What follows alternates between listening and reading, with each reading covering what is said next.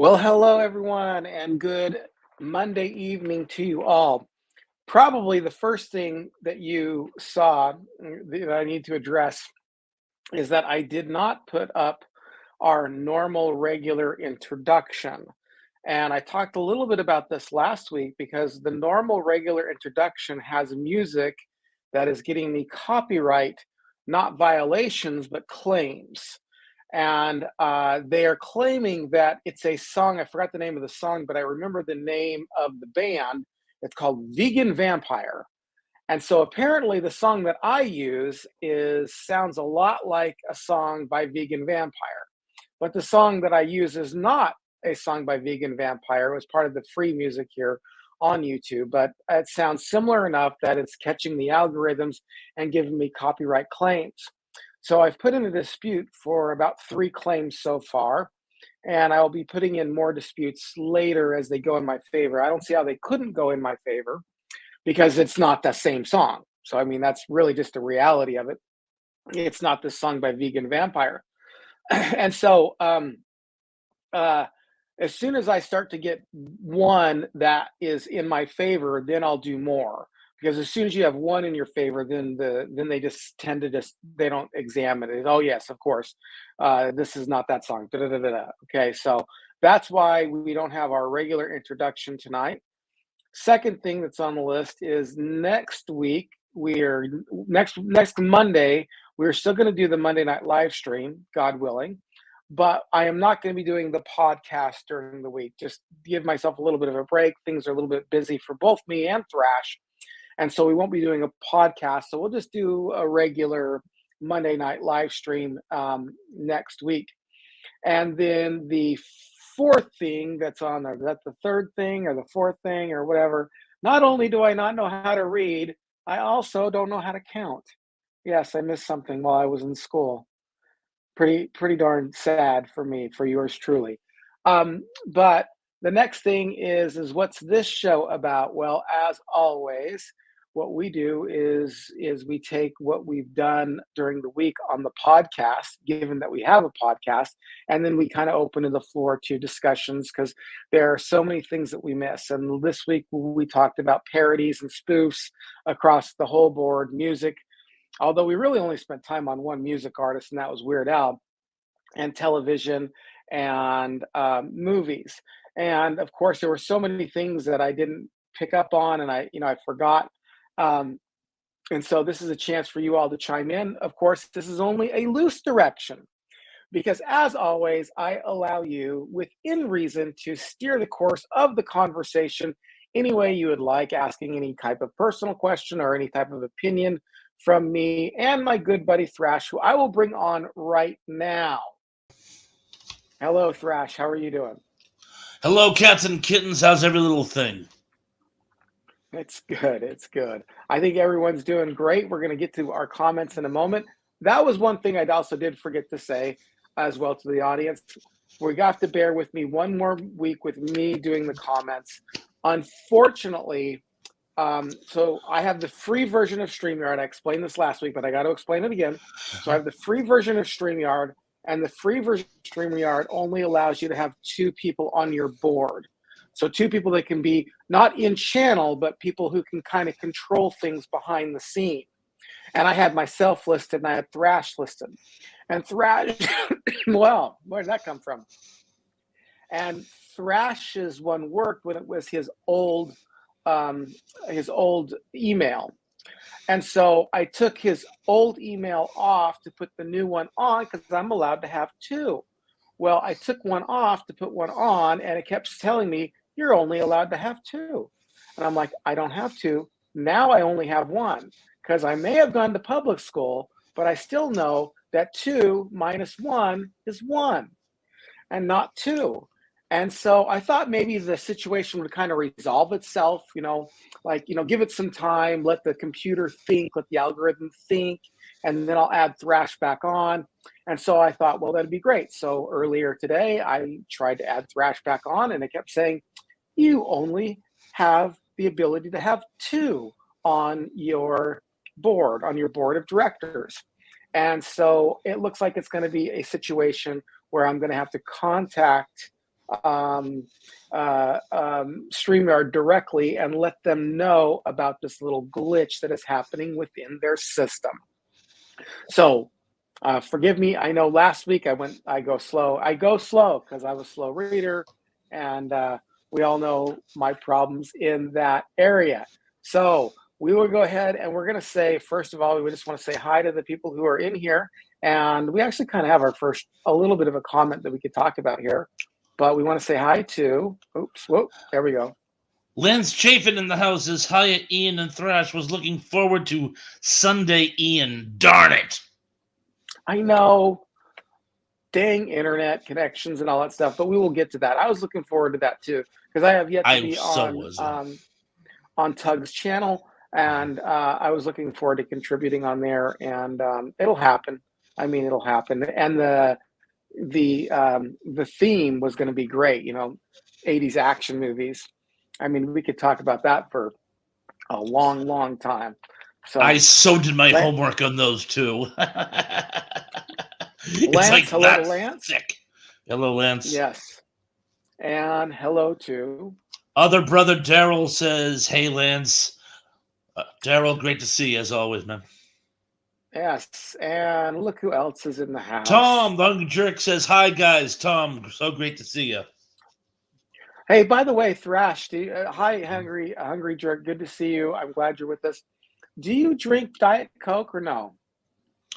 I drink Diet Coke on occasion. I'm more preferential to things like Diet Ginger Ale, Diet Root Beer. I love Polar Diet Soda. So that's what I tend to go with when I drink Diet Colas or Diet Sodas. Well, I got one today, a Diet Coke that was Movie. It's called Movie. Have you heard of this one? No. It's Diet Coke. It's a limited edition. It's called Movie. Mm-hmm. And I got it today. It was actually really good. I really enjoyed it. It's a limited edition flavor. If you're a Diet Coke drinker out there, it's pretty good. All right. Perhaps I'll try it. Stuff to say. Oh, yeah, try it. Give it a try.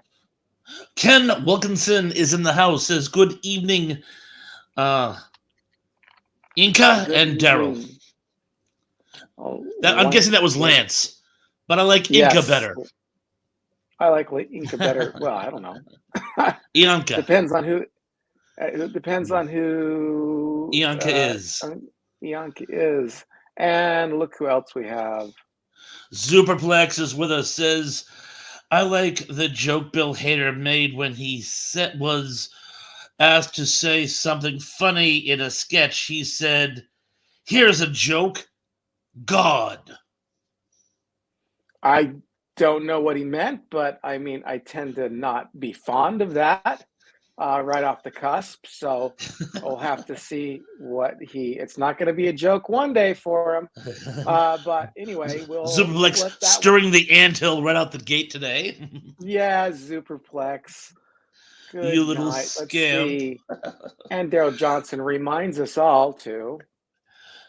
Well, hit again. We'll teach that like button. Yes, hit the like button. Teach it a lesson by hitting it. And guess who else is here? Yeah. Jay by proxy is with us. Said Bill Hader, adult film star? I'm not sure. Maybe that was a parody movie or something like that. Well, I don't know. He spelled it Bill Harder. It's Bill Hader. So I think that was a pun of some kind. Oh, I see. The whole inspired guess on my part. Yes, everybody's saying good evening and hello. Having fellowship. Yes. Tom Lemery says, hello, everyone. Hello, Tom. Nice to see you, my friend. And we have a new Mike Silva says hi. Hello to you too, yes. Mike. Hello, Mike. Glad you could be with us this evening. I love your MST3K recommendations, by the way. Great stuff. Yeah. Oh, what did he recommend? I don't recall. Laser Blast, Ega, some others. Those are the two biggies. Oh, I love Ega. Yeah. Mike Silva says, Tom Servo, what's that? Crow T Robot. It's Mark Singer. Joel, oh yeah?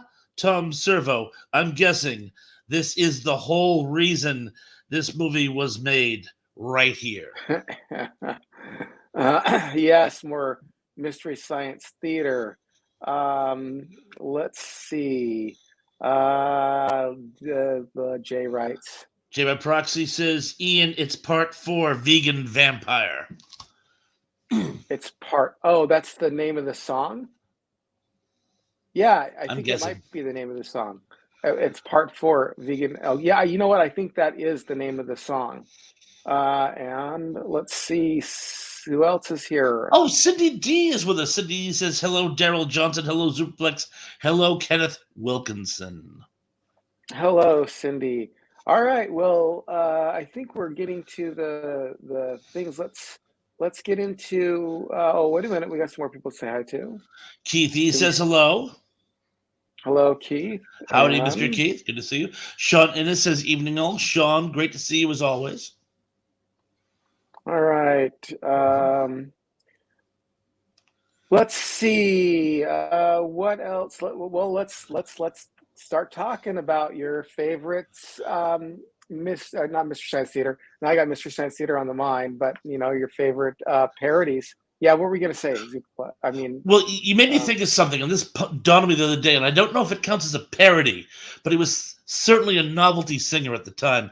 In addition to Weird Al, I can't believe we didn't mention Mojo Nixon, because Mojo Nixon was himself a whole caricature.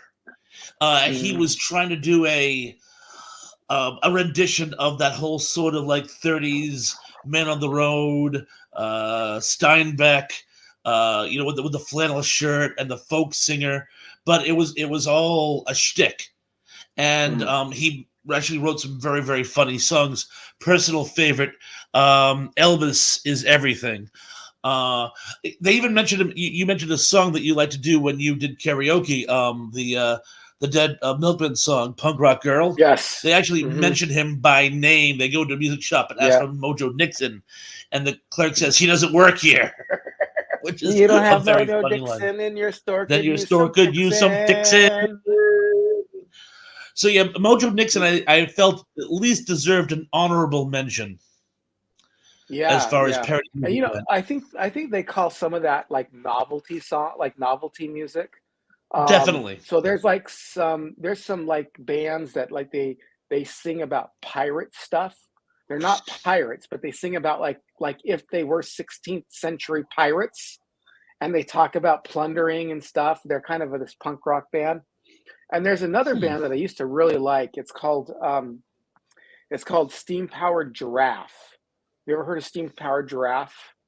That I would have known if I'd heard of Steam Powered Giraffe. I'm going to write that down, though. Yeah, they're very interesting. They're a steampunk group, and they dress kind of like robots, and they have makeup, and they move like robots, and they sing some very harmoniously beautiful stuff, and but they sing about robot problems, like breaking down and not having enough batteries and things like so I think some of that music is called like novelty music, but I think it falls under kind of the spoof genre. If not parody, then spoof for sure. There was another one. It was let me read this question from Mike Silver first. Oh yeah, Mike Silver says, Tom Servo, this isn't Listrata? Listrata. I like it, but it isn't Listrata. Joel, after this, they're going to laugh and cry and pierce each other's ears. Yes. All right. In the mid-'80s, there was a group, they called themselves the Cape Cod Players, and they actually made national radio. They used to do like local theater and local radio shows here on Cape Cod, but they made it big. They made a song called The Tourist Rap, and it was about how tourists come and all the very mockable things they do, and it actually made it onto Weird Al. Not Weird Al. Dr. Demento actually played this song on their show, give them some national exposure. And I remember they decided to make it big, and they made their own parody song. Do you remember? It was right around the time Thunderdome came out, Mad Max Thunderdome. Yeah. And also around the same time, Coca-Cola had switched to New Coke. So they took the Teener song, We Don't Need Another Hero, and Yeah. sang, We Don't Need Another Cola. And remember how and it was huge. They were doing great with it. Only problem was, remember how I said that there's parody laws now, and Yeah. artists don't need to get permission? At Uh-huh. the time, they did, and they were sued by Tina Turner's label at the time, and I guess they lost their Oh, shirt. I But guess so. Yeah, it when you was a great parody. It was a great parody. yeah. I'll have to look that one up. Oh, Tracy Roth Myers is in the house. Says hi, Ian, Tracy, Hi, Bubba. Good to Tracy. see you. And let's see if we have any comments yet. People just saying hi. Pons is here, and then people going back and forth. And Cindy D, hi, Ian C and Thrash. We said hi to you already. And let's see, we've got another Mike Silva long thing with Mr. Science Theater. We'll have a MST3K. look. I mean, this is going to be audience driven, so it's up to you. Mike Silva says, Crow Team Robot. Yep. It's the Wilson Phillips breakup. Tom Servo. Kinda wish this was shirts versus skins. Joel, hey. Crow Team Robot, hey. Oh, Tom Servo. Hoo, zing. All I wish right, I could do their voices. It would work so much better if I could do their voices. And yeah, What You I can't do their Mean? voices. What You Mean is in the Yeah, house. what? Says hello, everyone. What You Mean? Have a Hello, very everyone. moist evening. What? That's a little in I don't joke. get it. What You Mean? He posted a video about how his least favorite word on the planet is moist. And so I Oh, decided to make really? a little in joke there. Scamp that I am. Oh, John Collins is here. Okay. Hey, Down at the very John. bottom. Okay, I will try to get to you when I get to you here. Let's see. Um, somebody says, Oh, Les Javen says, Ian's stream is weak, keeps spinning. It is? yeah, I mean, I'm not giving a weak signal, so I don't know. Maybe It it's looks fixed okay to itself by me. Is now. anyone else suffering that type of a situation? Yeah, I don't know. I have I the mean, it song could stuck in my be. head now. I'm We've had, so dizzy, my head is spinning. yeah, we've had, what have we had? I forgot. We've had a lot of wins here. So let's see. What it says? Tracy Rosmeyer says, "Hey guys, you skipped me." Oh no, we've gotten to you now. I And don't think before, we've skipped you. I think that we're just. I think until that last read that we just gave of hers, I think she had posted something earlier. Perhaps we didn't see.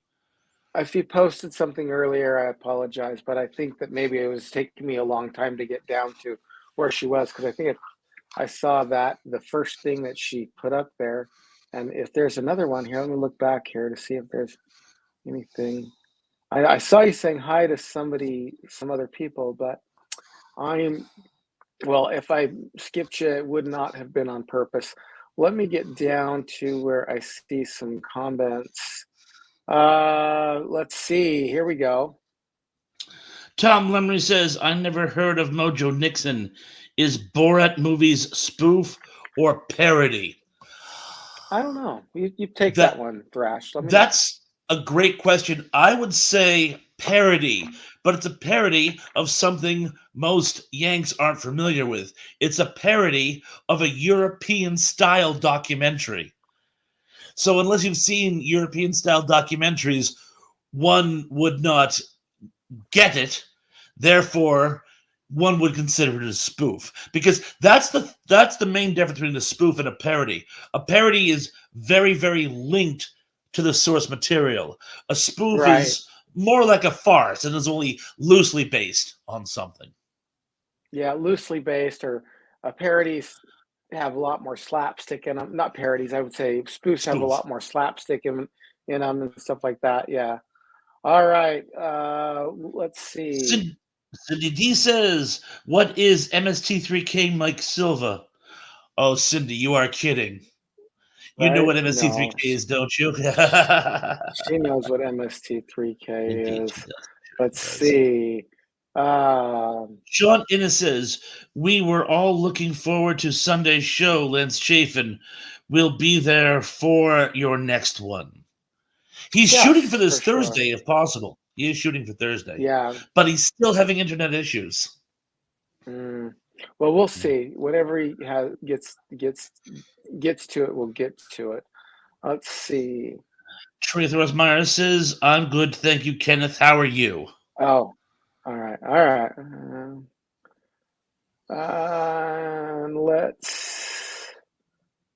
Boy. So it says yes. We are shooting for Thursday. Yeah, we're. All right. Let's see. Oh wait, this is just back and forth talking. Sorry. Not quite right. Tom Hunger Jerk says SCTV parody of the Three Stooges. SCTV is a sitcom, Second City Television. Second City, based out of Canada. Yeah, they were a sketch comedy show, and in a way, sketch comedy is almost always parody or spoof. It's hard to escape it because you're always spoofing a movie or a television show or an idea or something. I mean, so it's almost exclusively spoofs and parodies as far as SCTV or as far as sketch comedy is concerned. Occasionally, they'll come up with original characters that are I don't know, like Wayne's World wasn't really, it was a spoof, but it wasn't really parroting anything other than parroting the culture of that type of people who were kind of Hessians and metalheads and things like that. Well, But it just wasn't people who like made there their was own. They made their own local access TV shows, oftentimes in their own basement or garages, sort of like what we do now, only on YouTube. It was it had its finger on the pulse of the culture, I guess you could say. Right. John Collins says, "Oh, hello, everyone. It's truth time, fellas. In your last video, 6.5 minutes of linguistics and word syntax. Really? Also, please, there's no need to tell 3 times the topic of the talk. The title does that." Thank you. I'm gonna feel free to talk about what I want to talk about on the program, though. If I mean things people actually like that, believe it or not, I get more comments in from the audio podcast on those things, but generally people really enjoy hearing stuff about the syntax. I get it that that introducing it a couple of times, but when you're in the moment and we're just filming live, it kind of feels like you should say something about it, but maybe that's getting a little bit taxing. But thank you for your comments. Point taken. Thank you, John. All right, let's see. Is the internet still down? Okay, here we go. Zublik says, I like the movie Strange Wilderness, which was a Steve Zahn parody of Mutual of Omaha's Wild Kingdom, a show I loved as a child. Are you familiar with the movie, though? Strange Wilderness? Strange Wilderness is no, I'm not. What is it?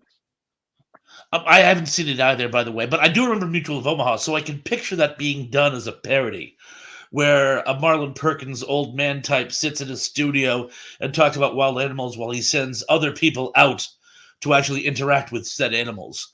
And I could see how that'd be very funny. I remember Johnny Carson had a shtick very similar to that, where he would spoof, like, remember the guy would bring like animal acts out? Sometimes they would do spoofs where the guy would get clawed up by an eagle or something. Ah, interesting. Making fun of his own bit, which I thought was clever. Oh, let's see. Oh, here we go. Here's some stuff here. Cindy D says, I liked the spoofs of Hot Shots, Part 2. Seems like a shot at the Top Gun movies. Definitely. Yeah, it certainly was. Hot Shots Part 1 and Part 2. was shot at those. And then part two, especially, was more of a shot. Well, it was a shot of a parody of Top Gun, but it was also a parody of like Rambo. You know, they Rambo, were on yeah. a recon mission to save somebody. Tim Curry. I don't know who Tim Curry's character was, but one of the parts, I can't remember if it was in part one or part two, but one of the parts that I thought was so funny is when he was living with the monks, and he was trying to be celibate and all this stuff, and all the monks out there were like, they had the signs that said celibacy sucks. It was hilarious, and I can't remember if it was that show or another show, but but one of the monks said, "I'm celibate like my father was before me."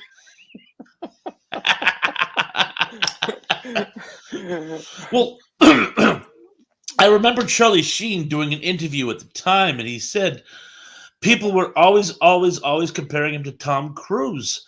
So when the makers of Hot Shots came to him and said, "Do you want to do a movie where you're parodying Tom Cruise?" He goes, "Desperately, because I'm already getting all these people telling me I'm trying to be Tom Cruise.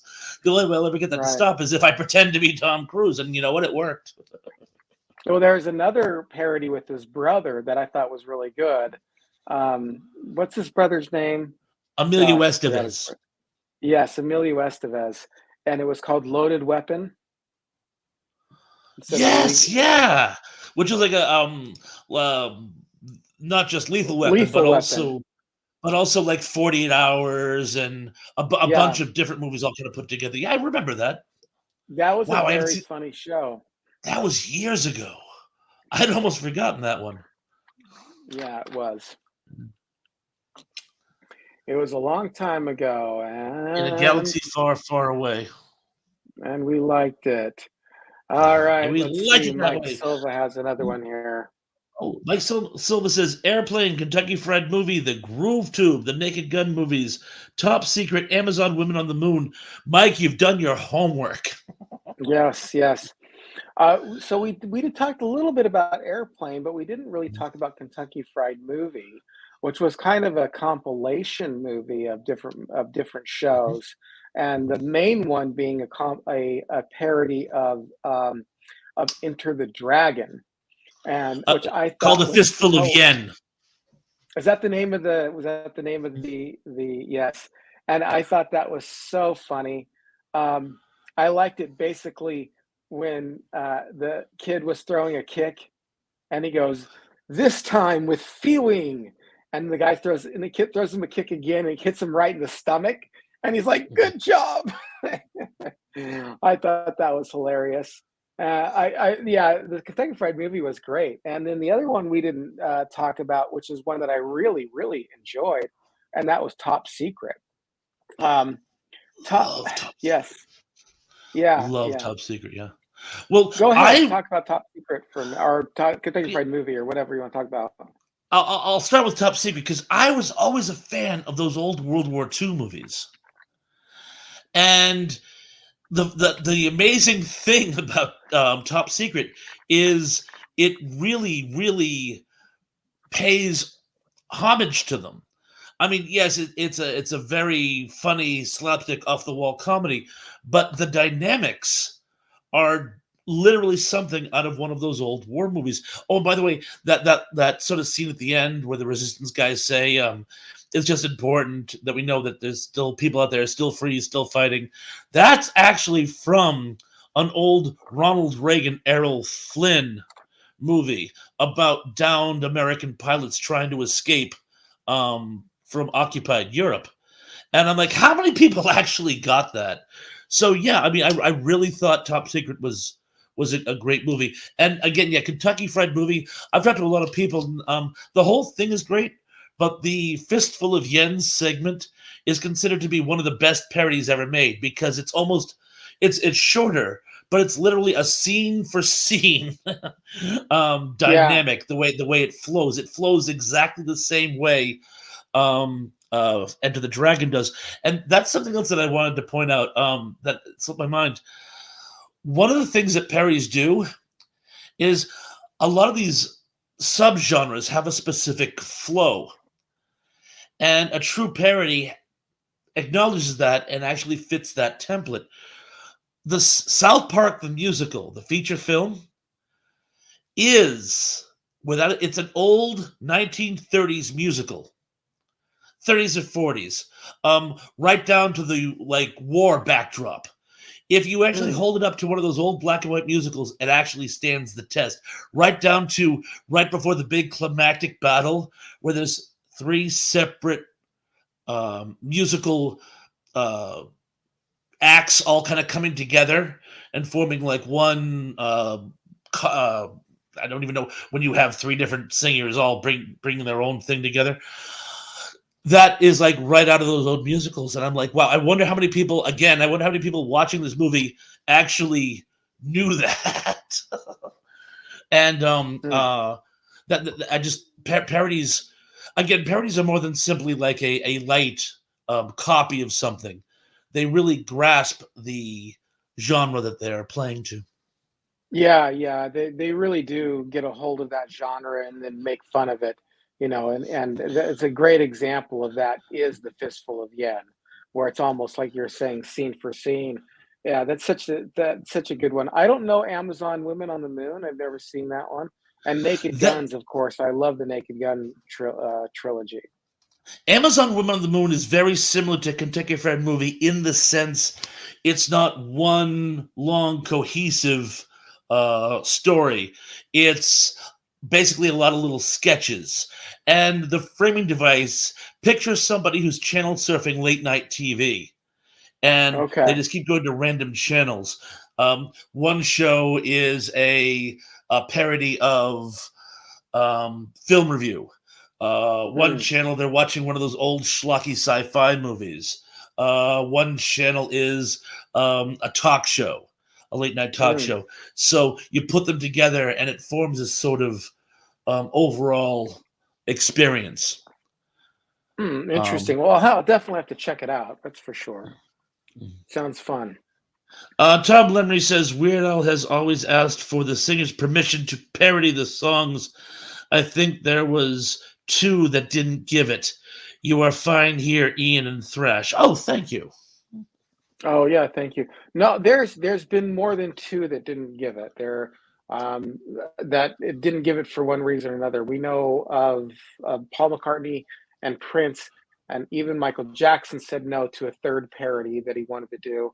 And there Well, is a and I there's think more what Tom's in actually. reference to is I think some actors, some musicians didn't give permission for specific songs, but he's saying that there were like two artists who just flat out refused ever, like Prince. Prince never said yes about any of his songs, and I think I can't remember which one, but I think was it the Kinks.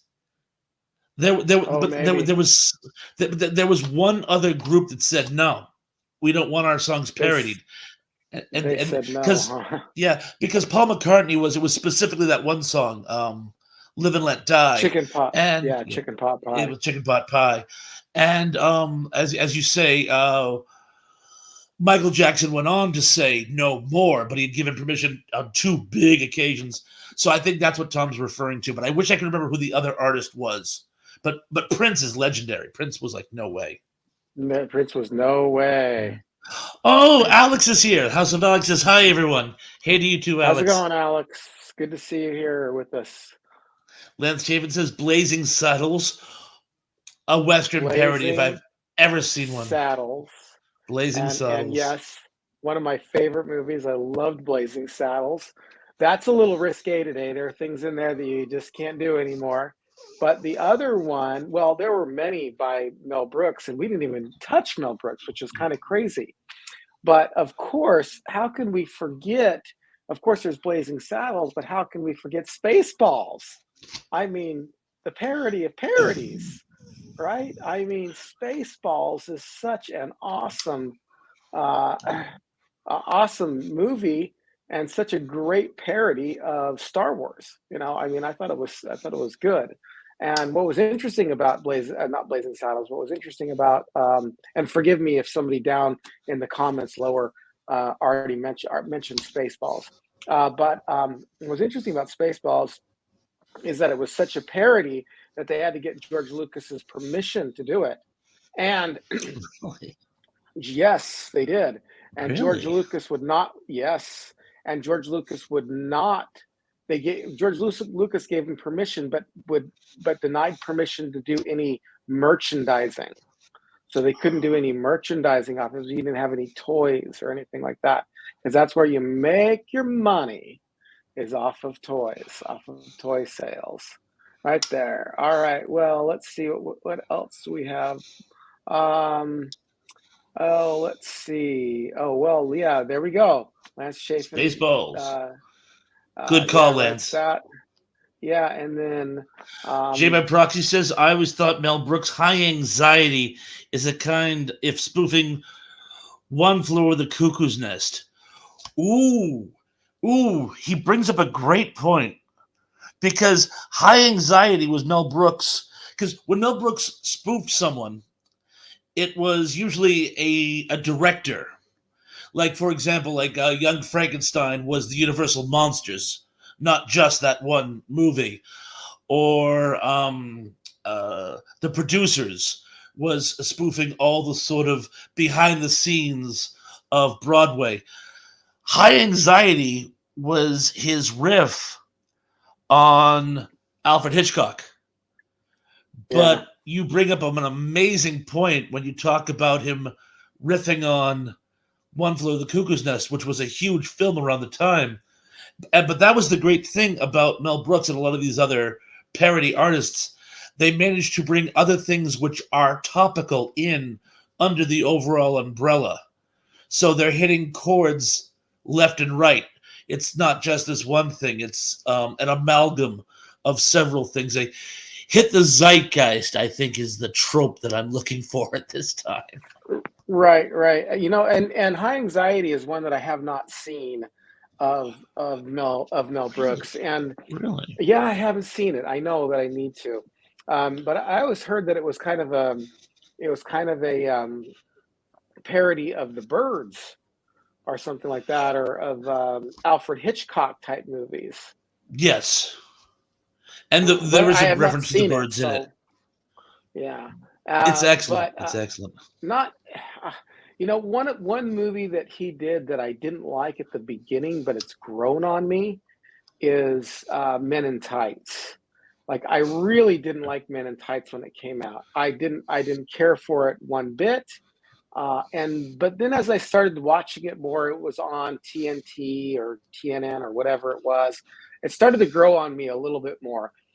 Unfortunately, and we talked about this before, things can, in my opinion, get a little too corny, get a little too far out there, get a little too just, I don't know. Uh, to me, it seems to. It's like being too cheap. You know what I mean? Like, everything's a parody. It's like, I don't know, rhyming fine and wine too many times. It's just like, come on. It seems to. So I didn't care for that movie when it came out. It was a little too obnoxious for me, but it grew on me as just as I've seen it now. I'll still sit down and watch it now if it's on, but it did grow on me. But it was one of those shows that just seemed a little too whatever. Zuplik says, have you guys ever seen Documentary Now, which is a series made by the guys from Saturday Night Live, satirizing well-known documentaries? I have I, not, I'm afraid. I saw an episode of it. It's very funny. I have not yet gone down and watched all of it. I saw the one about the guru, and it had Owen Wilson in it, who plays the who plays the guru guy, and it's kind of a documentary of when those guys came over in when that guy came over in like 1980, and they took over Oregon almost. They took over some cities in Oregon. I don't know if you heard about that or not.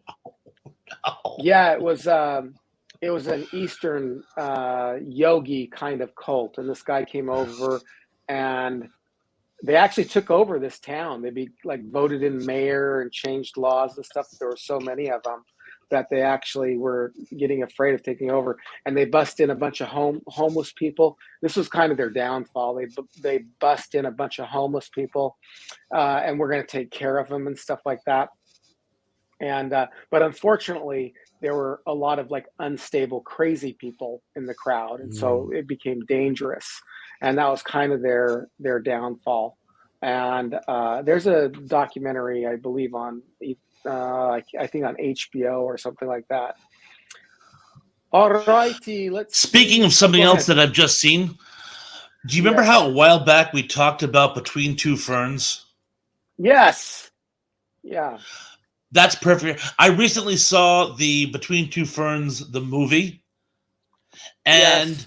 I got to tell you, that fits perfectly for this discussion because, again, it's a documentary about a parody of a local access TV show, and it's just hysterical. I was watching the movie. I was like in hysterics while I was watching it. It was great.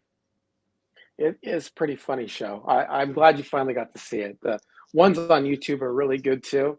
They They really are. you've seen them. You've seen the ones on YouTube, right? I sure have. That's what made me think of it. But they had the feature film on Netflix, and I had to check it out. Yeah, I saw the feature film too when it came out because I was a big fan of the Between Two Ferns, and he says the most obnoxious, rude things, and it's just so it's so funny. And Oh you can man, tell they have a lot of times they have no preparation. They're actually like dumbfounded. Oh, there's another. There was a comedian named Eric Andre, and he had a very similar show on Adult Swim where he would just the it was set up like a late night talk show, and the guests had absolutely they would just tell him whatever he does, just try to go with it, and he would just do these really Mhm. off the wall things, and it'd be like Jennifer Lawrence or Drew Barrymore trying to play along, having no idea what was going on. It was very Yeah. funny stuff. What was the name of that one? That was just the Eric Andre show. Okay, interesting. I'll have to look it up. Oh, Les Javen said scary movie. There's a new scary movie coming out. Scary Movie 6, I want to say. Yeah, yeah. There's I a lot think of them. I know I saw Scary Movie 1, and I can't remember if I've seen Scary Movie 2 or 3 or any of the other ones, but I did see Scary Movie. So, anyway, Cindy D um, says, I'm fine with Ken Wilkinson. Let me try that again. Good to see you as well. oh, I hit the wrong one there. Sorry. Well, I'm glad that Cindy's okay with Mr. I'm Wilkinson. glad you're okay too. Tom Lemry says Mel Brooks has spoofed the Westerns Blazing Saddles. I know in High Anxiety he spoofed the Birds. Yes, there's a scene where there's a Birds ripoff or Yes. a Birds parody. Yes. Tracy Rothmeyer says, was Schlitz Creek a spoof? I'll let Um, you take that one, seeing that I haven't even seen a full episode of Schitt's Creek. So I would say yes, it's a spoof. so It's a spoof on oh, go ahead. Sorry, I'm sorry. I didn't mean to interrupt it. you. It's spoofing those sort of like riches to rags stories where wealthy people lose everything and try to rebuild. In this case, very comedically. So yes, I would say Schlitz Creek is a spoof. Um, Yes. I have not seen an episode. It's been recommended to me a bunch of times, but of course, when everything gets recommended to you, but when somebody explained the concept to me, I felt as though it was a bit of a ripoff of Arrested Development, because Arrested Development is a classic riches to rags story, and so it didn't necessarily turn me off to it, but basically that's the whole thing of Arrested. Is you got this multi-millionaire family who lives high on the hog, and then suddenly, everything's taken away from them in this kind of Enron insider trading kind of situation, and then they have to learn to live like regular people, and everybody's a flake except for Michael, who's a flake in his own way anyway. So I don't know if Schitt's Creek's the same or not, but I did feel like when somebody told me the concept of it, like I said, I did feel like though it was a bit of um, a ripoff. So. I can certainly see that. There was certainly points of comparison. Oh, Les Javen says, "Hope I don't get too depressed." Well, we hope you We don't hope get you too don't too. depressed either, Lance. I really hope I you don't get concur. too depressed. I concur. And um, John Doe is with us. He says, "Hello, hello. hello, Good to see you, hello. Governor." All right. So a lot of stuff about high anxiety here. Um, yeah, I guess Lance is really having a problem. I'm sorry, Lance. Oh We'll be no. lifting you up in prayer. In prayer, I do hope the best for you, my friend. So let's see. Let's see what this says. Cindy D says, "I liked Don't Be a Menace to South Central. It's a spoof of those hood movies in the 90s by the Wayans brothers." That was a funny show. That was really good. Yeah, don't be a menace yes. I like that show South quite a Central, bit while myself. you're drinking your juice on the hood, I think. Yes. Yeah. Yeah, that was a good one. Let's see. Zublik says, "Strange Wilderness was a movie about a wildlife TV show trying to resurrect its ratings by capturing proof of Bigfoot." Oh I bet yeah, Danny would okay. love All right. that. Um yeah. I did see this movie and they ended up killing Bigfoot and then they were afraid and so Spoiler they alert! oh I'm sorry. It's quite a ride. And so they they make Bigfoot write a suicide note and they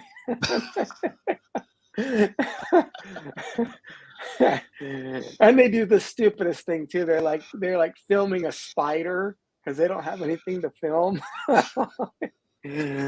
do remember that show. Teresa Myers says, "Was A Team considered a spoof?"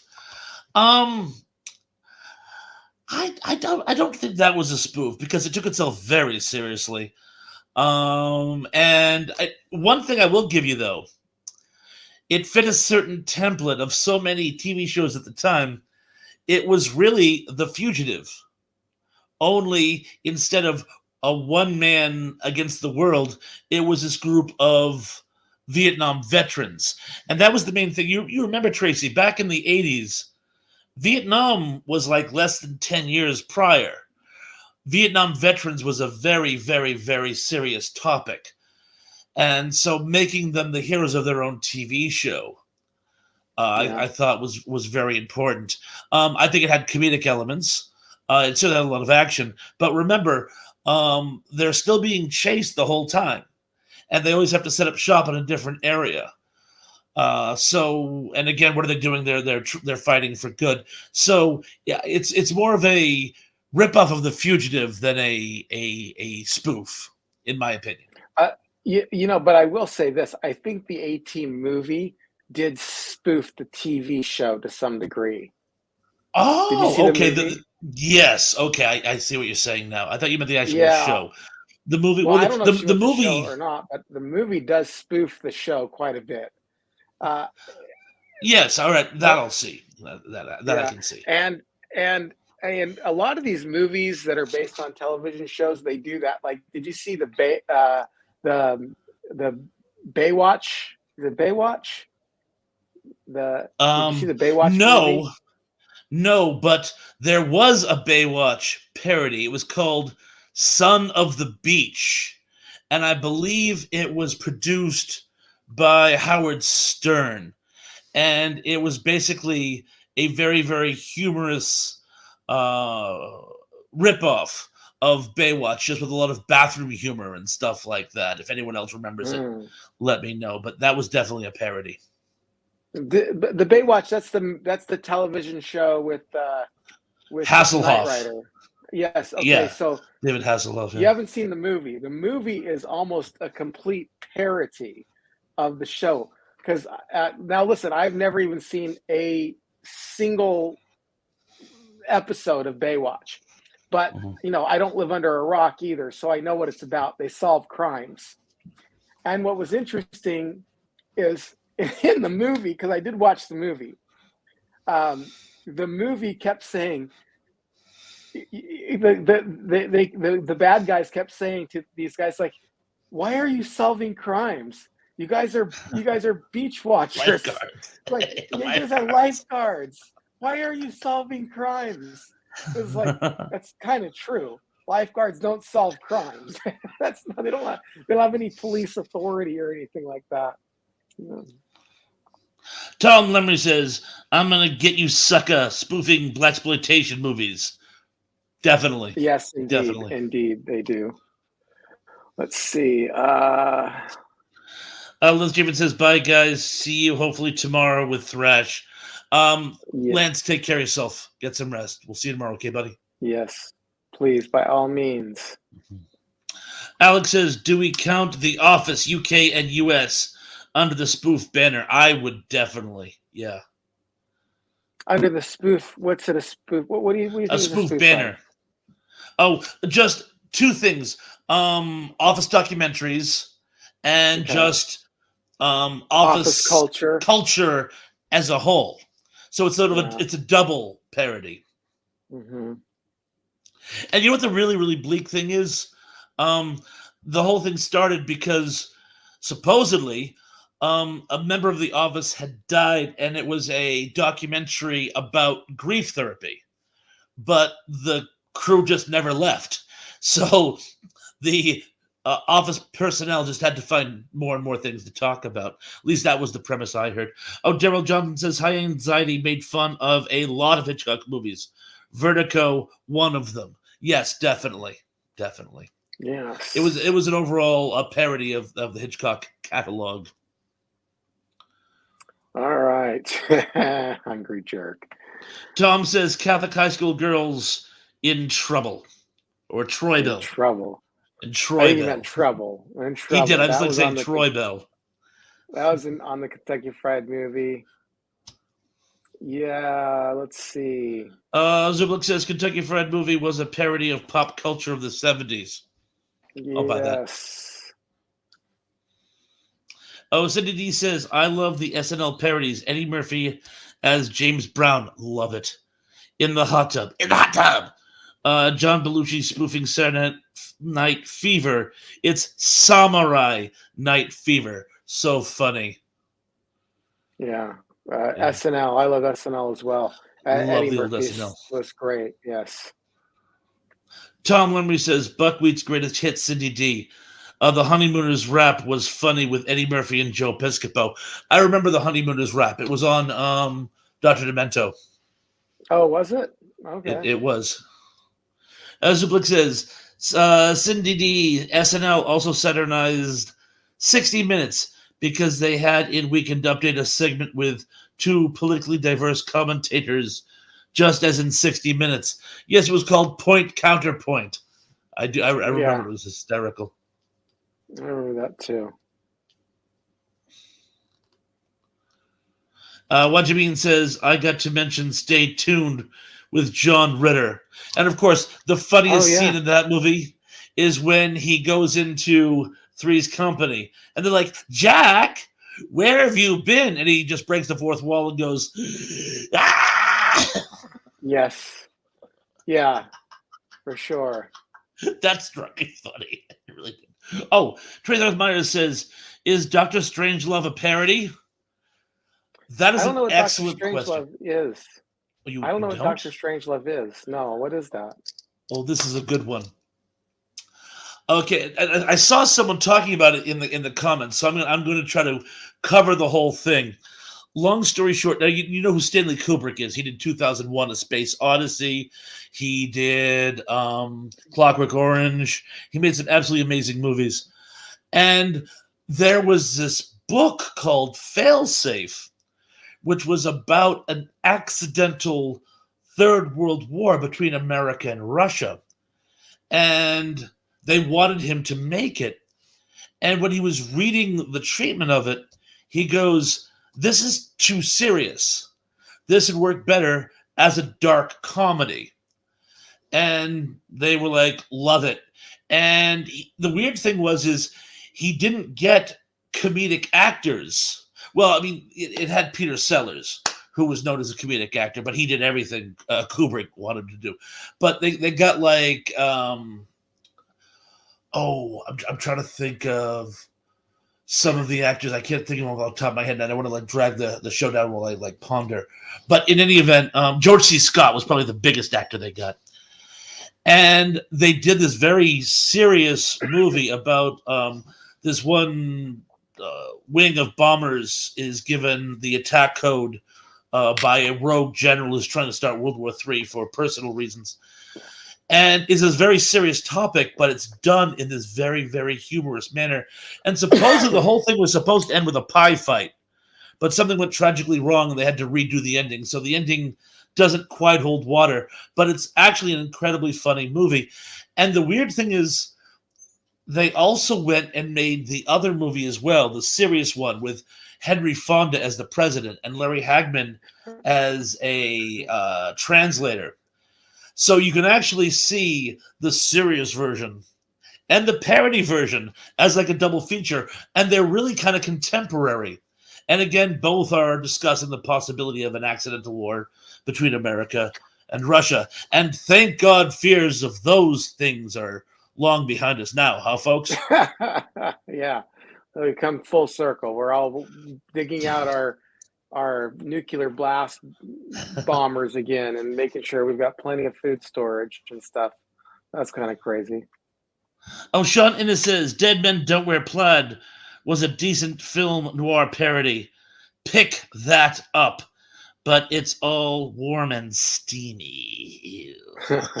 Dead Men Don't Wear Plaid. That's been a long time since I've seen it. I believe I only saw it one time, and I remember enjoying it. And of course, enjoying back in those days, back in the days I was watching it, I was enjoying everything Steve Martin did. Steve Martin, in and of himself, has been like compared to being a parody himself. Like he's a serious actor, but I mean he's like a parody of a comedian. People, Joe Rogan made that comment about him, and he didn't mean it poorly either.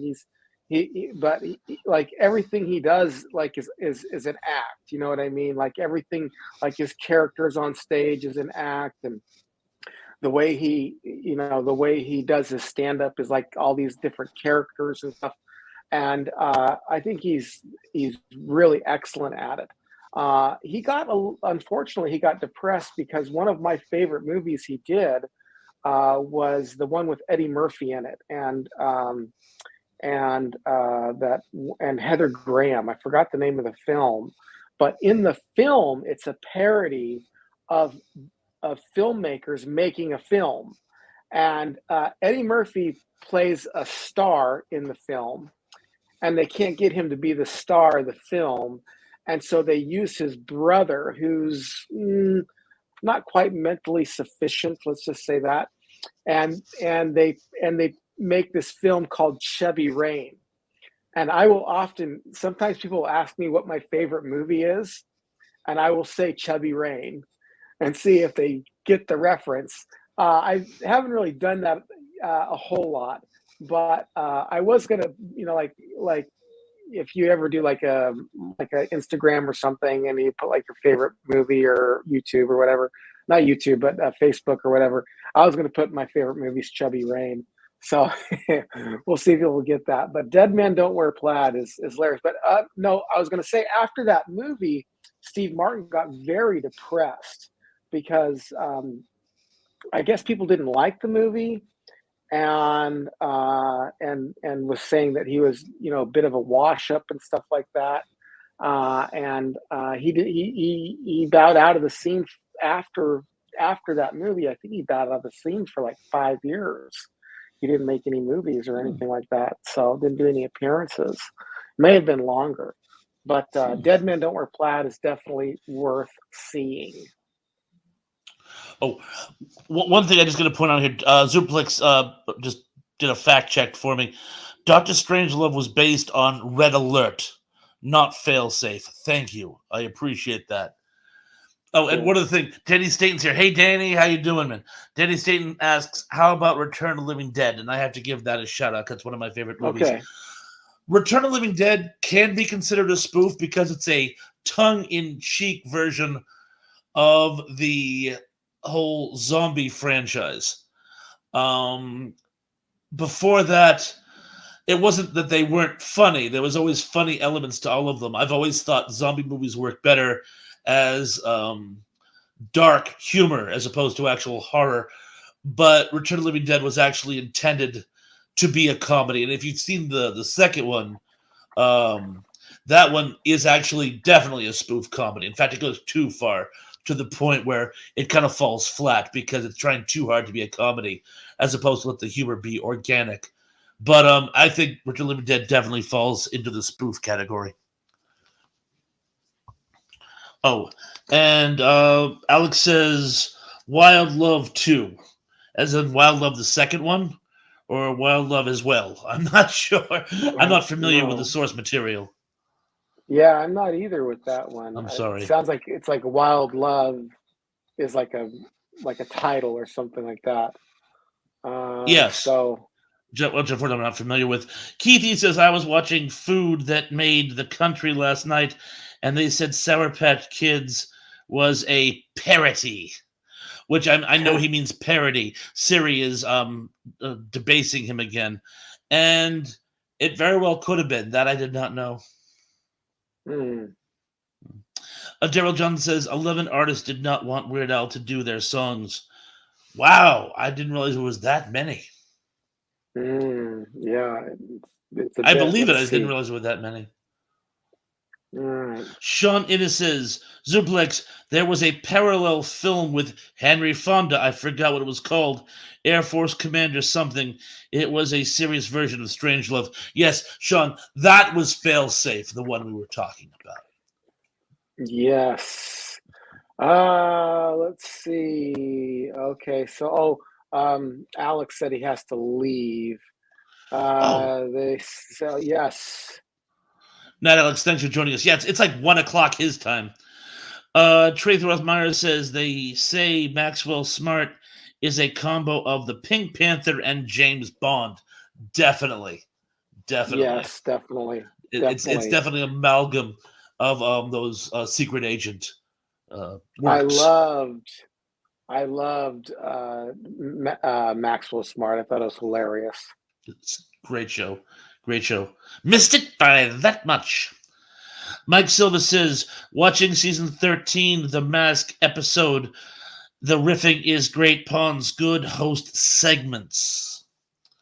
I don't know if I've seen The Mask, but again, I always love my MST3K. Zublik says it was entitled Failsafe, Sean, and it debuted the same year as Doctor Strangelove, but it don't think it was considered a parody because it was actually planned to premiere in 63, not 64. Fair enough. Oh, John Collins says, also, TV's Hunter was an action drama, not a comedy.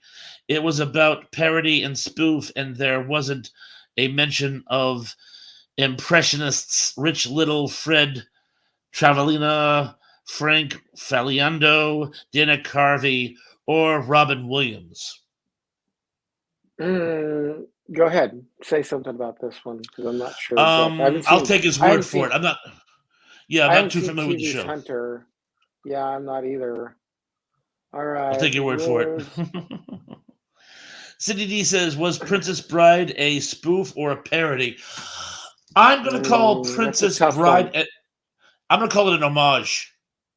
Because it wasn't making fun of a source material. It was an amalgam of those type of heroic stories and bedtime tales and fables, all kind of put together. Granted, in a tongue-in-cheek fashion, but it wasn't riffing on them.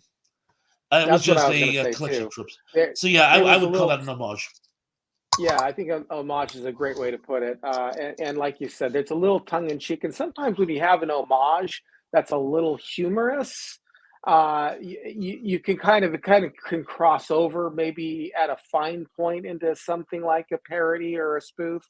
But I think it's an homage with tongue-in-cheek kind of humor. All right, let's see here. Oh, Zuplex says, you know what was a parody of the Dirty Harry flicks? John was the TV show Sledgehammer. Yes. I didn't watch Sledgehammer. Oh, yeah, Sledgehammer. No, did I mention that one? I mentioned that in the thing where the guy pulls out the gun and his barrel is like really, really long. Yes, yes. Yeah, Sledgehammer was good. Sledgehammer was ahead of its time, and that's why it didn't it didn't go over well. I can't remember how many seasons there were, but it was short-lived. It was very funny. It was, it was hilarious. They were on the same network as Mr. Belvedere, and they kept making jokes about Mr. Belvedere on their show, and they got in trouble for it because Mr. Belvedere was a good pulling, show for the channel. But anyway. Oh, Shannon says Zuplex, that's right. I think it was one of those things when studios build on the same material. Strangelove was the better film, in my opinion, but Failsafe isn't awful. Mm. Trithos Myers says, I also thought that Spinal Tap was a great parody of a rock band day in the life of. Definitely. It Yeah, was an definitely. amazing spoof. In It fact, was my go-to so to that, funny. it was so funny, but it was nail on the proverbial head. There's a wonderful story. I believe I mentioned last time, but I'm going to tell it again because I think it bears repeating. Robert Reiner, at the end of one day of shooting, one of the stagehands who had actually been on the road and done actual rockumentaries with actual rock groups while they were on tour, says, I don't know why you think this is going to be a comedy. I've lived with these type of people, and this is exactly how it is. This isn't like funny. And Rob Reiner went away and he goes, that was the best compliment anyone ever gave me, because he was trying to make it seem like so deadpan documentary. And that's where the humor would come from. And it worked. It worked because it was that much of a connection to the source material, as I keep saying. Yeah, yeah, I loved Spinal Tap. Spinal Tap 2, not so much. But it's okay. I mean, it's more like it's anyway. Yeah, but Spinal Tap was hilarious. I loved Spinal Tap. I still love Spinal Tap. I love it when they get lost behind stage and then the band breaks up and the girl takes over the management, and I mean, it's so funny. Oh, Sean Innes says Will Forte's spoof of MacGyver. Those were very funny. Yes. Though MacGruber is one of my MacGruber, yeah, all-time favorite very clever. skits. The movie I wasn't such a fan of, but the skits were hilarious. Oh, John Collins says there's Spaceballs, Hot Shots franchise, Robin Hood, Men in Tights, and Slapshot. Ooh, we never discussed Slapshot. I haven't seen Slapshot. What is Slapshot? Slapshot was made in the late 70s, and it's a behind the scenes film of a local minor league, I guess you'd call it, hockey team and their trials and tribulations. Paul Newman plays a former player and now their manager, and it's basically the politics in the sort of B league sports. Um, I don't know if you'd call it a parody per se, but one could certainly make a case for it. It's a great Hmm. movie. Hmm. Yeah. Cindy D says Fernwood tonight. Oh, definitely. And Larry Sanders Show spoofs of late night TV. Fernwood tonight was an amazing spoof of the whole late night TV show host, particularly, how should I put this? In like local areas where they were trying to do their own thing and say, you see, we got talent, and it's not all in New York City or Hollywood. We got our own talent right here in Burlington, Iowa, and they really didn't. But yeah, Fernwood Tonight was that sort of middle America spoof as well as a late night talk show spoof. Loved it. Yeah. Larry Sanders was great too. Larry Sanders was okay. I've only seen clips of Larry Sanders, never even heard of Fernwood Tonight. But of course, Larry Sanders starred Gary Shandling, and Gary Shandling is one of my favorite comedians. The Gary Shandling Show, that was the best. At the time, that was one of the best comedies ever in my opinion. Let's It really see. was. It really was. Oh, Tom Lemry says there were at least 10 performers that didn't want Al to parody their songs. Well, 10. Oh. Eminem, Prince, Jimmy Page, Coolio, Michael Jackson, Weezer, and Daniel Powter, among others. Yeah, well, I know he did Eminem and Coolio And Michael Jackson. And yeah, I know Coolio and Weird Al kind of made up because it was one of those yes, and he got it from the people, but it was a no, and then but they anyway. So, but it was just kind of a miscommunication, and at the very end, they Coolio was totally cool with Weird Al. Eminem Cool.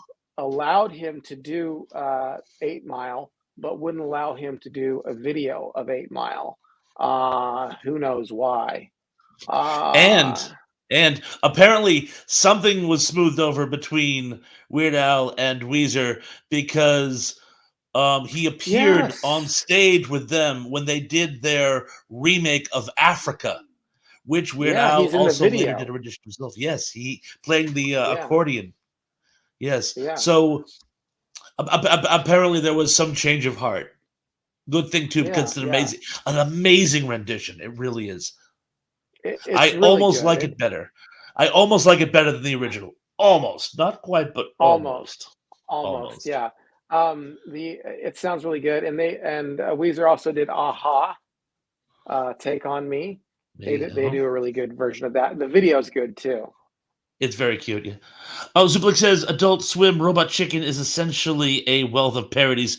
Yes, each one it's a sketch comedy of parodies. Sort of a animated version of what the Ben Stiller show was 30 years ago. I don't know if any of you remember the Ben Stiller show, but it was sketch comedy, but each sketch was basically a parody of a big current film, some kind of pop culture reference, American TV commercials, sitcoms. I don't know how many of you are into horror anthologies. Ian, I'm pretty safe that you're not, but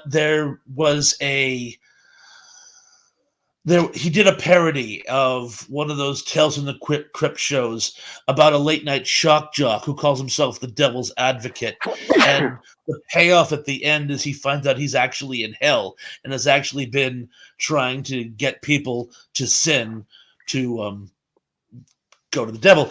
And I later found out that the original person who did the same exact show was actually, bless you, by the way, Thank you. was Ben Stiller's father, Jerry Stiller. Ben Stiller actually did a parody of one of his father's home TV shows. It was priceless. All right. Well, look, we finally got to Danny Staten. Hey, Danny, he says, "Yep," and yep to you. Yeah. How you doing? Sorry it's taking so long. We got a lot of comments to go through, actually. So, I mean, let's see if we can skip down. Tracy says, I also liked Best in Show, great spoof of the American Kennel Club shows. Very, very much so. I like Best in Show as well. It was very funny. I watched it kind of against my will, but when I watched it, I thought it was very funny. I ended up really, really liking it. Very dry, kind of wry sense of humor. Danny says, "Yep, I've been watching and on TV. It's cold outside." Yeah, apparently he's been watching outside his house. It's cold here too.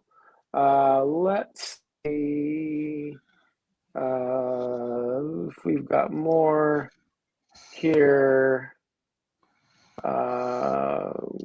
Let's see. Okay, here's one by Danny Staten as well. Danny says, if you watch a Bigfoot movie, I recommend Legend of Boggy Creek or Creature from Black Lake. Okay, all right. There's another Bigfoot spoof. It's called Monster of Party Beach. It's about a Bigfoot gets washed away in a hurricane and ends up in this beach during spring break. It's actually very funny. Interesting. All right, let's see here. TV shows period. Let's read this one. You can read this one. Tom Lemery says TV shows have parodied different shows, like Roseanne parodied Gilligan's Island. You raise a valid point. Yeah, Alf, they do like Alf did that all the time. Montage, or they'll do like a I don't know what that's called, and then suddenly they'll be a dissolve. A dissolve, yes. A dissolve. John Collins says also TV's Hunter was an action drama, not a comedy. Oh, we already read that one. He just posted it again. John, you scamp. All right, let's see. Cindy D says, In Living Color did great spoofs. One with Louis Farrakhan in space in Star Trek. Funny. Yes, The Wrath of Farrakhan, that was priceless. That was I don't remember that one. And yeah, that was a very, very funny one. Zublik says, I agree, Tom. The problem was that Mary Hartman was a daily show, and that was very demanding. It ran daily? I didn't realize that. I believe it, but I didn't realize that.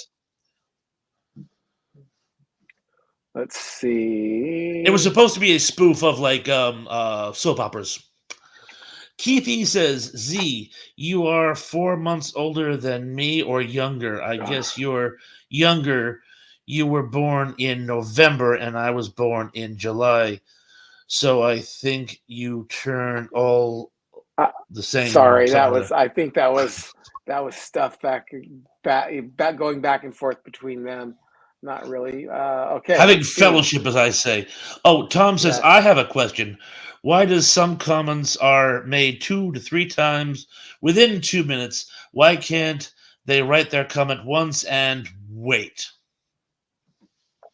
I think because they don't want them to get missed.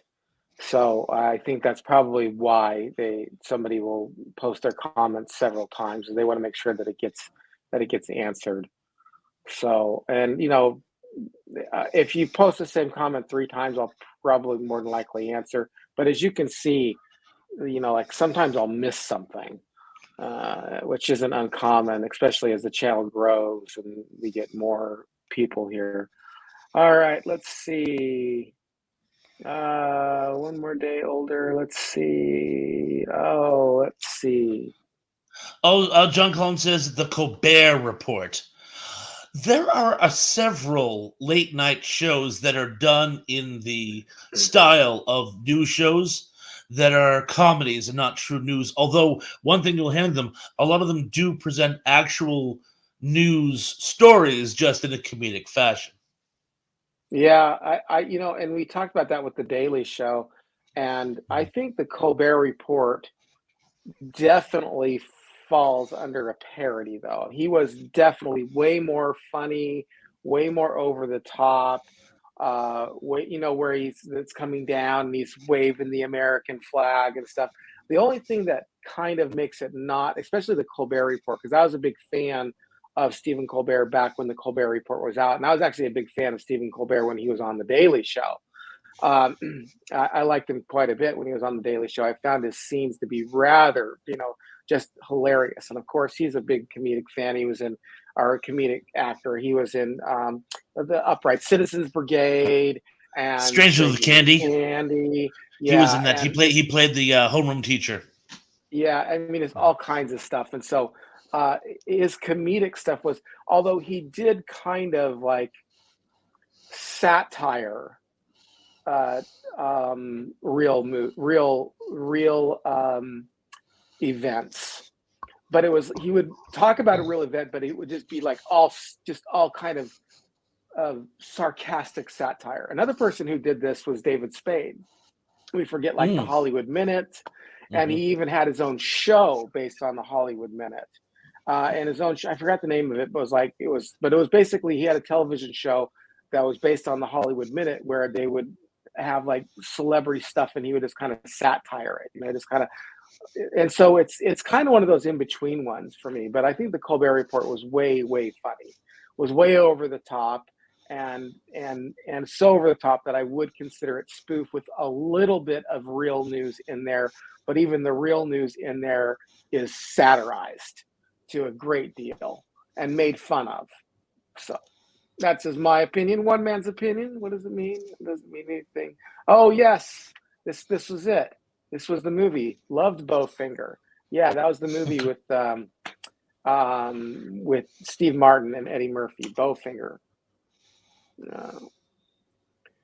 All right, let's see. I think we're just kind of going back and forth. People are saying goodnight.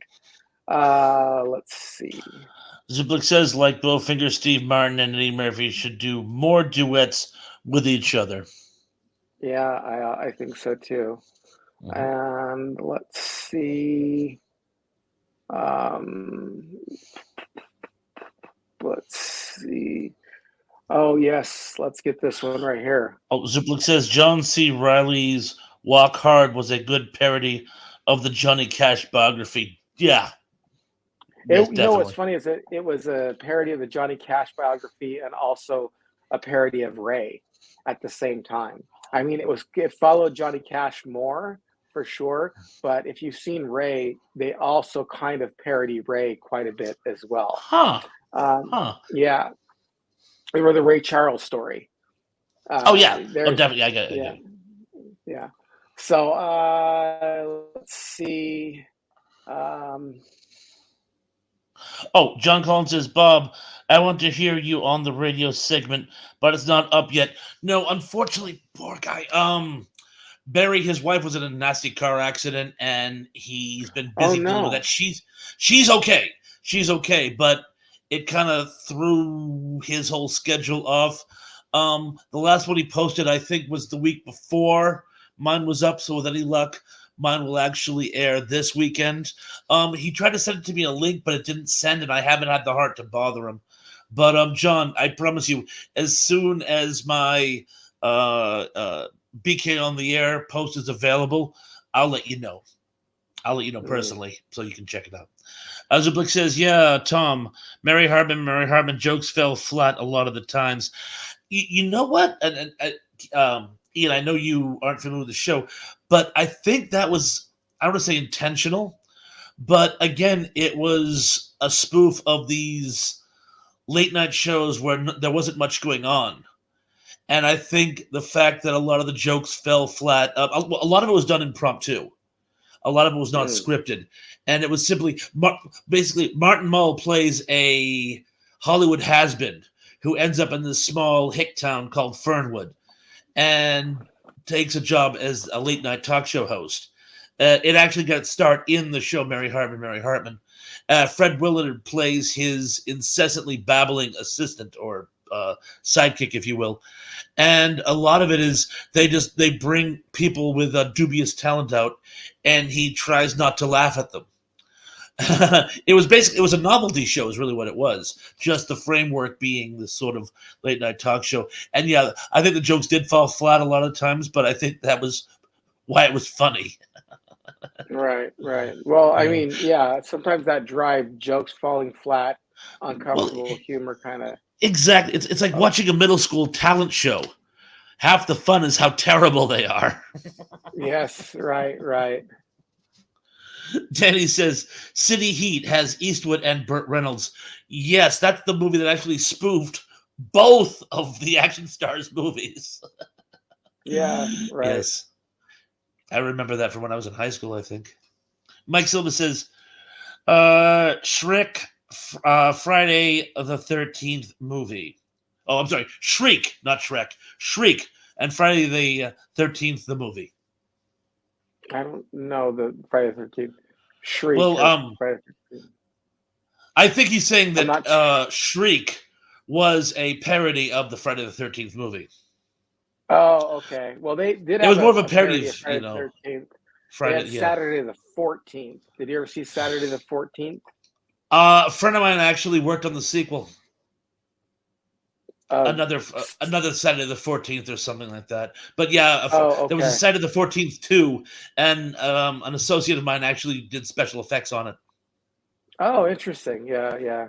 So I remember that one, but oh, and Mike points out another one, not another teen movie. yeah, not another teen movie. That was okay. That was funny. And when we start getting into the late '90s and stuff, that's kind of when I start dropping off with the parody movies. But I liked it. I enjoyed it. Oh, let's see what else we got Dave here. Claroni's in the house. Hey, Dave, how you doing? Says, hi, I remember Hunter being more of a standalone 80s action show, not a parody. Sorry, John Collins. Mm. And Tom says, there was mention of Impressionist. There was a show called Copycats with Rich Little, Frank Gorshin, Will Jordan, and Marilyn Michaels, among others. Robin Williams did the Richard Pryor show. Oh, okay. Oh, the Richard Pryor show. I don't remember the Richard Pryor show. The only Richard Pryor show I remember was a Saturday morning kids show. And I only saw like 1 or 2 episodes of that.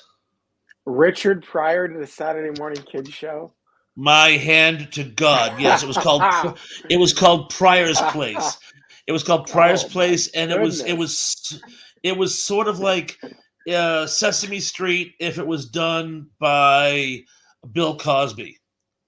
And okay. yeah, and usually Richard Pryor just came out at the beginning and the end to give a message. And there were puppets and stuff. But yes, Richard Pryor had his own Saturday morning kids show. Oh, Zublick says Robot Chicken made a lot of parodies of Batman. Oh, they made parodies of everything. Yeah, it's basically a parody show. Tracy Rothmeyer says, bless you. I assume that's back when you were sneezing before. Thank you, Tracy. I love you. And Tom says, Robin was in To Kill a Mockingbird spoof in the Richard Pryor show. Wow. I would love to see that. I'm not familiar with it, but I would love to see it. I would love to see that too. It's definitely worth looking it up. The Colbert left-wing propaganda. What? Let's see. Yes, I'm sorry about BK on the air too. Let's see. I'm skipping ahead a little bit, so we almost have to. Cindy D says Soap was a better spoof of Soaps. Soap was an amazing homage to soap operas. Yes, it was. That, and of course, Benson was a spinoff of Soap. I loved Soap. Soap was great. I haven't seen every episode, but Soap was a terrific show. It really was. Danny Staten says Pryor's Place was an actual nightmare. Canceled quickly. It was. Yes, it was. All right. Whoa, let's see here. And Zublick says Richard Pryor had a primetime show on NBC, but it was so controversial, it was pulled immediately off the air. That sounds about right. Yeah. What would one expect? Right. Well, we're getting to the end of our comments, and we are actually getting to the end of the show. I keep it ready for about an hour and a half on average. Let's see. We got one more. I'll do this one right here. Oh, so he says Mars Attacks, a spoof? Definitely, because the trading cards were themselves a spoof of Alien Invasion. So when you base something on a spoof, it qualifies. Did you know that there's only ever been 2 movies that were based off trading cards? Okay. One would Mars Attacks. Yes. Garbage Pail Kids? Yes, the Garbage Pail Kids. Yeah, Garbage Pail Kids had a movie. That's the most awfulest movie on God's great earth. I've heard. It's terrible. It's one of those so terrible it's worth watching terrible. All right, well, folks, we will let's see. Thanks everyone. Please don't forget to like, hit, subscribe. And you're on tomorrow night. Is that what's happening for Ash? You got a show tomorrow night? I sure do, weather permitting. Some nasty weather coming Cape Cod way, but if I still have power and internet access, I will be doing a show tomorrow night at 8. Cool. Keeping your fingers crossing. And Daddy Staten writes this again, City Heat with Eastwood and Burt Reynolds. So yes, yeah, I haven't seen that movie though. I haven't. I I've got saw to it watch years it. ago. I saw it And years ago. It had is it a its moments. parody? Is it a It's parody? an homage to gangster movies and action movies that the two of them would have done. It's basically Oh, them I see. them mocking themselves, I guess you'd say. Right.